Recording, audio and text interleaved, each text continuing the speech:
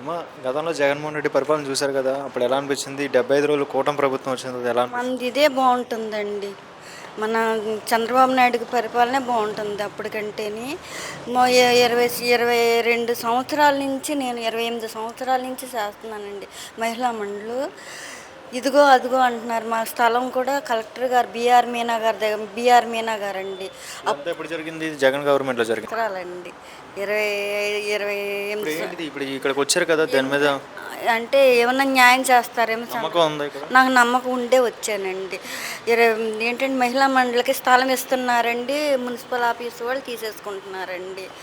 నేను రెంట్ నెల వచ్చేటప్పటికి 12,000 రెంట్ కడుతున్నానండి. మా మిషన్లకి మా జనశిక్షణ ద్వారాగా కొంచెం సహాయం చేస్తున్నారు. ఇప్పుడు ఈ ప్రభుత్వం వచ్చిన తర్వాత ఎలా అనిపిస్తుంది మీకు? నాకు బాగుందనే నేను ఇక్కడికి వచ్చానండి. ప్రభుత్వం మంచి చేసిద్దంటారా అసలు? మంచి చేస్తుందని నేను వచ్చానండి. చంద్రబాబు నాయుడు గారు బాగా మంచి చేస్తారు మాకు ఏదన్నా మంచి చేస్తారు. 10 మంది ఆడవాళ్ళకి న్యాయం చేస్తారని అండి. గతంలో జగన్ ప్రభుత్వం ఉన్నప్పుడు జగన్ స్పందన పెట్టారు కదా! అప్పుడు పెట్టలేదా? ఏం పెట్టారండి, నాకు ఏం జరగలేదండి. ఆయన కూడా చేశాడు కదమ్మా అందరికి. చేయలేదండి, మాకేం చేయలేదండి. చేస్తామన్నారు, మాకేం చేయలేదండి. మరి పవన్ కళ్యాణ్ చంద్రబాబు నాయుడు మంచి పని చేస్తారు వీళ్ళిద్దరు. మీరు చెప్పగానే వెంటనే వింటారంటారా ఇక్కడ? వింటారనే మా నమ్మకం, నాకు ఉందండి మా నమ్మకం. ఆల్రెడీ చంద్రబాబు నాయుడు గారితో నేను వీడియో కాన్ఫరెన్స్లో మాట్లాడానండి. చాలా బాగా చేస్తున్నావమ్మా అన్నారు. నాకు చూస్తానన్నారండి. నువ్వు చాలా బాగా చేస్తున్నామ్మా, అంత బాగా చేస్తున్నావు, ఇంక నువ్వేంటమ్మా అన్నారు. ఆయన కలుద్దామని వచ్చాను, లేరంటండి. శనివారం వస్తారంటండి, అప్పుడు కలవమన్నారండి.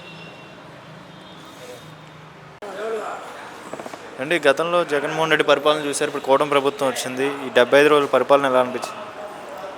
ఇప్పుడు స్వేచ్ఛగా ఉందండి. ముందు చెప్పాలంటే మాట్లాడుకోవాలన్నా మా ప్రశాంతంగా ఉంది. అదొకటి. ఈ ప్రభుత్వం వచ్చాక రాష్ట్రం కూడా అభివృద్ధి చెందుద్దని మాకు ఒక నమ్మకం వచ్చింది. ఈ గతంలో జగనన్న పరిపాలన ఎలా అనిపించింది? ఆయన పరిపాలనలో ఇస్తానన్న పథకాలు కూడా మాకేం అందలేదండి. అంటే ఓన్లీ చౌదరీస్ అనే ఒక దాంతో మాకు అన్నీ తీసేశారు. ఇచ్చినవి కూడా ఏమి లేవు. కమ్మ అనేసి ఒక సంవత్సరం ఇచ్చి మిగతా అన్నీ తీసేశారు. అంటే కులం మతం పార్టీ విరోధం లేకుండా అందరినీ న్యాయం చేస్తానన్నాడు కదా! ఏమీ చేయలేదండి. జగన్మోహన్ రెడ్డి రెడ్డి గారు ఏమీ చేయలేదు. ప్రజల మధ్యలో ఉంటానన్నాడు కదా! ఏంది అసలు ఒక్క రోజున కలిసారండి ప్రజల్ని? ఒక్కరోజు కూడా కలవలేదు. కానీ ఇట్లాగూ ప్రజా దర్బార్ కానీ ఏమన్నా పెట్టారా? ఏమీ లేదు కదండి, ఏమీ పెట్టలేదు. కానీ నాకు లోకేష్ గారితో కలవాలని ఉంది. పర్సనల్ ప్రాబ్లం కొన్ని ఉండే చెప్పుకోవాలి. కానీ ఆయన కలిసేటట్టు నాకు ఏర్పాటు చేయండి సార్. మా వారు చనిపోయారు 2020లో. కరోనా ముందు నెల రోజులు హార్ట్ అటాక్ వచ్చి చనిపోయారు. నాకు 2 పాపలు. ఓ పాప పెళ్ళయింది, ఓ పాప కాలేదు. కొంచెం ప్రజా దర్బార్ పెట్టారు కదా! ఎవరు చెప్పారమ్మా ఇక్కడ ప్రజా దర్బార్ పెట్టారు, ప్రజల్లో ఉన్నారని మీకు ఎలా తెలిసింది? మాకు వీళ్ళు చెప్పుకుంటుంటే తెలిసింది ప్రజా దర్బార్ అనండి.